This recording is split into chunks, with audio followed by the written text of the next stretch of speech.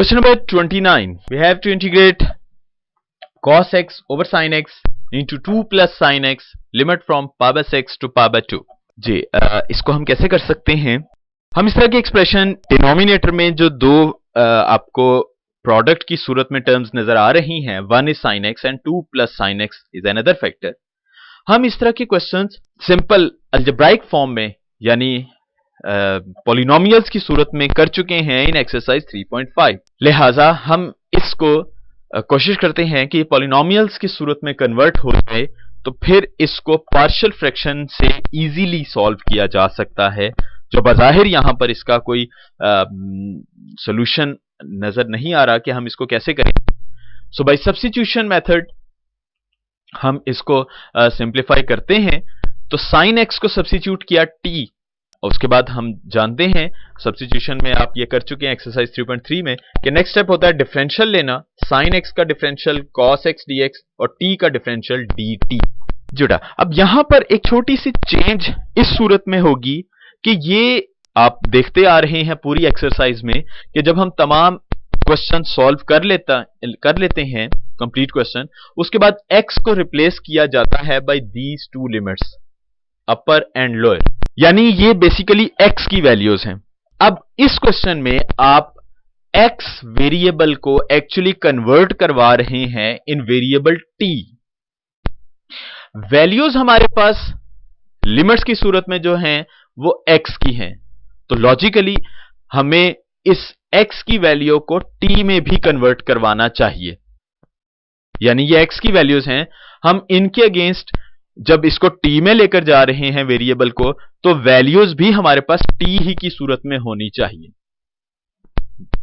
I mean two से हमारे पास sin x is equal to t है,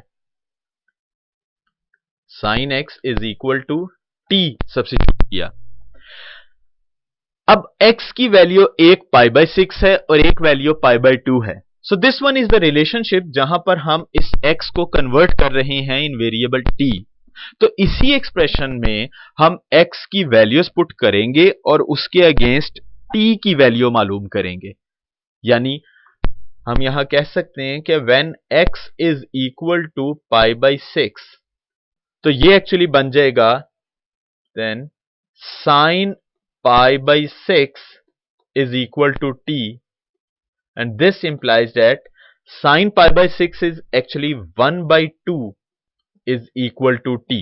इसका यह मतलब हुआ कि जब x pi by 6 है तो t की वैल्यू 1 by 2 है, और similarly when x is equal to pi by 2, x की सेकेंड वैल्यू जो अवेलेबल है वो pi by 2 है, तो हम ये वैल्यू पुट करेंगे देन sin pi by 2 जो कि हमने t के इक्वल रखा हुआ है, ये आ जाएगा sin pi by 2 1, so value of t is equal to 1 when x is equal to pi by 2। तो आप ये देखिए वही बात हमने ये कैलकुलेशन की कि जब x pi by 6 है तो t 1 by 2 जो कि यहां पर आपको नजर आ रहा है, and when x is equal to pi by 2 then t is equal to 1। लिहाजा ये जो क्वेश्चन अब हमारे पास x में मौजूद था, हम इसको कंप्लीटली t में शिफ्ट कर देते हैं। ये आप सब्स्टिट्यूशन मेथड में अच्छी तरह से देख चुके हैं एक्सरसाइज 3.3 में। तो ये जो question actually in variable x pi by 6 to pi by 2 cos x dx sin x 2 plus sin x, now it is converted into variable t। तो देखिए cos x dx की जगह dt, ये देखिए cos x dx dt, sin x की जगह t, 2 plus sin x की जगह t प्लस 2। ये जो लिमिट्स थी वो x की अवेलेबल थी, पाई बाय 6 एंड पाई बाय 2। तो जब पाई बाय 6 था तो t जो कि अब ये वेरिएबल t में चला गया क्वेश्चन, इसलिए value of t is 1 by 2, और जब x की वैल्यू पाई बाय 2 है तो t की वैल्यू 1 है।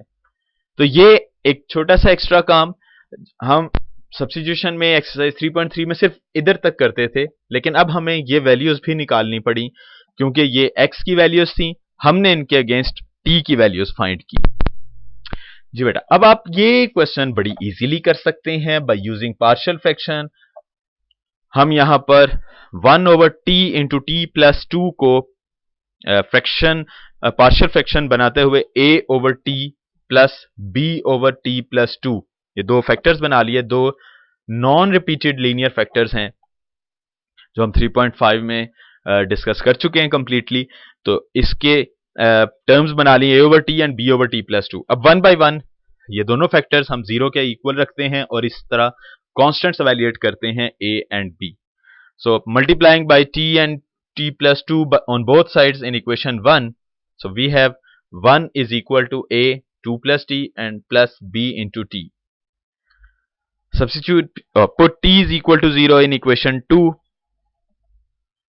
so we have 1, t को 0, ये 0 हो गया, 0 we have 2a, और इस तरह से a की वैल्यू आपके पास आ गई 1/2।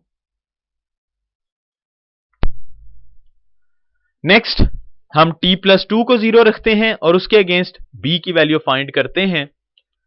सो put t plus 2 is equal to 0 और t is equal to -2 in equation 2। सो इस तरह हमारे पास b की वैल्यू आ गई -1/2।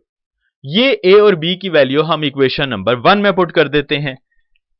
From equation 1 over t into 2 plus t will become value of a 1/2 over t and value of b is -1/2 over 2 plus t। Integrate किया, अब चूंकि हम डेफिनेट इंटीग्रल कर रहे हैं लिहाजा लिमिट्स भी साथ लगाएंगे और लिमिट्स हैं 1/2 to 1, क्योंकि हम वेरिएबल t में हैं। π/6 to π/2 वाली लिमिट यूज नहीं होगी क्योंकि ये क्वेश्चन t में सॉल्व किया जा रहा है, तो value of t he use की जाएंगी लोअर और अपर लिमिट की सूरत में। जी ये हमारे पास एक्सप्रेशन था 1 over t into t plus 2 limit from 1/2 to 1। तो ये रिप्लेस किया हमने 1/2 एंड -1/2, ये कॉन्स्टेंट्स इंटीग्रेशन से बाहर आ जाएंगे। लिमिट्स 1/2 to 1 ये आपके पास अप्लाई कर दी गई इंटीग्रेशन। इंटीग्रल अवेलेबल हैं 1 over t log of t होता है and 1 over t plus 2 log of t plus 2। Limits apply की 1/2 तो एज इट इज बाहर मौजूद है। पहले इस t की जगह पर upper limit 1 minus lower limit 1/2।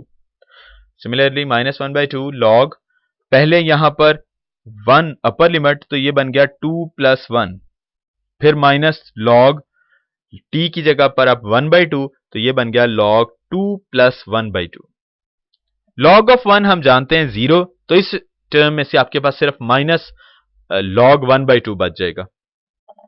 तो next read simplification, left side पर तो एज वही इंटेग्रल लिख दिया, राइट साइड पर 1/2 log 1 0, लिहाजा माइनस log 1/2 बच गया, माइनस ये 1/2 और ये 1/2 हमने कॉमन फैक्टर की सूरत में बाहर लिख लिया।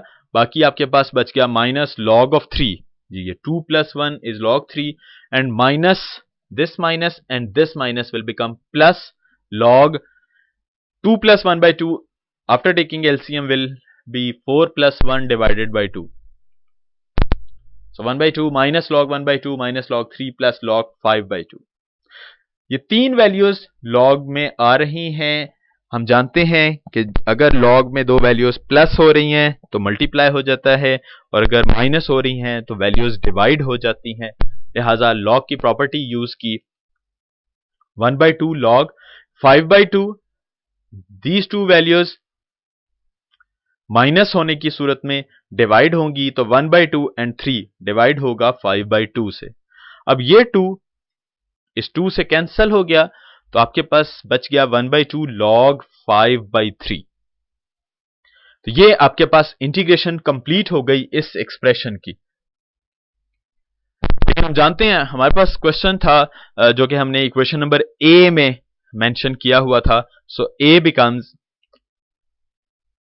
Question π/6 π/2 cos x dx sin x 2 + sin x was equal to 1/2 to 1 dt t 2 + t, जिसका आंसर आया 1/2 log 5/3।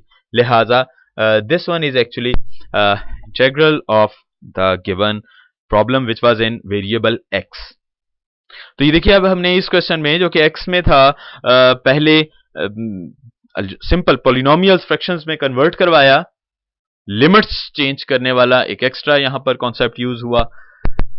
वेरिएबल x से वेरिएबल t में गए तो उसकी लिमिट्स भी उसी रिस्पेक्ट से चेंज की जाएंगी। तो उसके बाद क्वेश्चन बहुत इजीली पार्शियल फ्रैक्शन की मदद से सॉल्व किया और फाइनली हमने उसका आंसर दे दिया, जो कि वेरिएबल x ओरिजिनली क्वेश्चन था उसका।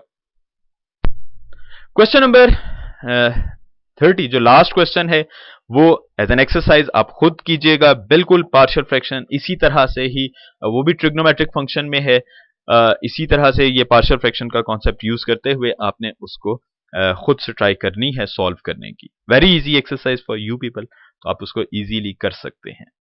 So this one is end of exercise 3.6